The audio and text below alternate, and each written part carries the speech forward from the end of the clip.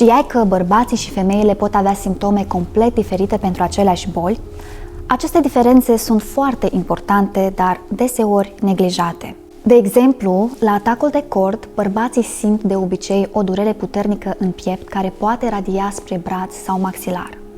Femeile însă au simptome mai subtile, precum greață, oboseală extremă, durere de spate sau de maxilar, simptome frecvent confundate cu alte boli. La depresie, diferențele sunt și ele evidente. Bărbații tind să fie furioși, iritați și să adopte un comportament mai agresiv. Femeile însă se confruntă mai des cu vinovăție profundă, tristețe și oboseală cronică. Chiar și la accidentele vasculare cerebrale, simptomele pot fi diferite. Bărbații tind să aibă simptome mai clasice, precum slăbiciune sau amorțeală pe o parte a corpului. Femeile însă pot avea sughițuri, confuzie, greață sau chiar pierderea cunoștinței.